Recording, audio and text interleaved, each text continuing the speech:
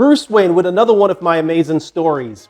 So the last time that we, interacted there, on the last show, I was explaining how we won that. We were breakdancing and we were clubbing, and while we were breakdancing specifically, we won that radio, that radio with the 3 cassette tape players in them, and so we were really excited about that. And of course, in the last episode, I said that we decided that each person would have the radio for about 2 weeks, and so this was at this particular point, like I said, the breakdancing was winding down a bit.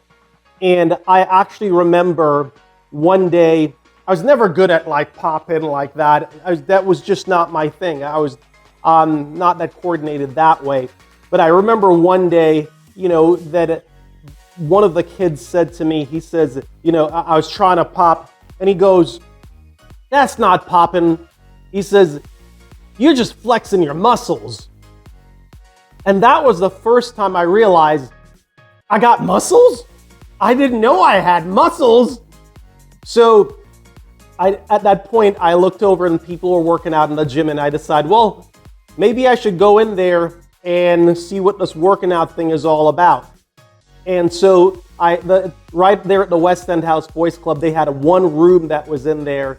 And it was a very, very small room, almost not much bigger than a large closet. It had a squat rack in there, it had a bench in there, it had a lat pull down, and it had some dumbbells. And pretty much that was it. There might have been another machine, but maybe a back extension machine. But there wasn't much in there. But that's all we needed. And so I started, as I'm fading away from breakdancing, I started to work out in the gym. But let me just go back a little bit. Excuse me there. So let me go back a little bit. So when on the other side, when I was in high school at the time, through the freshman, sophomore year, etc., we sort of, that's when I breakdanced. And so at some point, I was getting pretty good grades.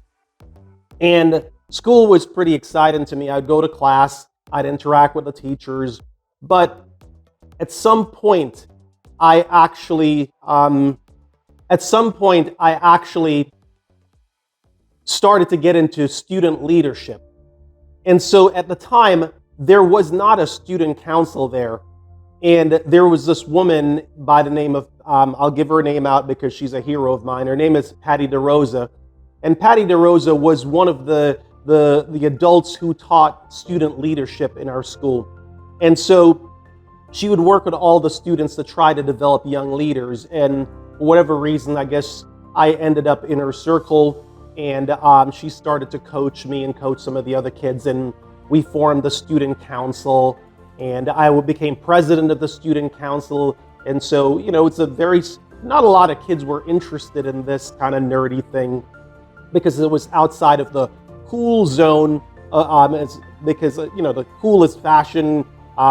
It's popular, but student leadership was something that was very interesting to me, to be able to influence other people and to make changes in the school. And I remember eventually I was actually appointed or chosen, selected, whatever, to be a part of the Boston Student Advisory Club, I think it was called, or organization. And that was a big deal because this organization was responsible for helping to develop student leaders throughout the city of Boston.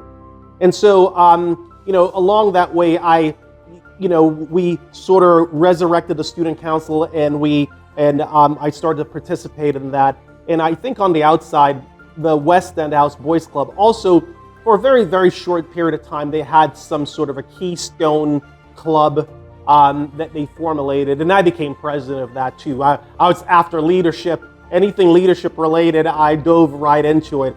And so what happened is, at some point along the way, I was given a scholarship. And it was just a one-week scholarship. It was just a one-week scholarship to the National Association of Jewish Convention. And so at the time, I didn't know what it was, but I thought, cool, they gave me this thing. I get to go to this thing, and they're paying my way, and I'm going for a week, and that sounds really exciting. So I went and I told Agato and some of my friends that I hung out with, and I was like, hey Agato, hey Julio, I'm going to the National Association of Jewish Convention, and it's gonna be cool. I'm gonna be gone for a week, and so they started to laugh, and they said, Jewish convention? So wait, are they gonna make you wear those little hats on your head? Are they gonna convert you? Are you gonna come back being Jewish? And I was like, what? And I was like, oh, then I went home that night, I was like, they're gonna make me wear those little hats. And then I didn't know if I'm gonna become Jewish or something. I'm like, I don't know if I wanna go. I'm gonna be like the only kid from the inner city there, and it's gonna be weird.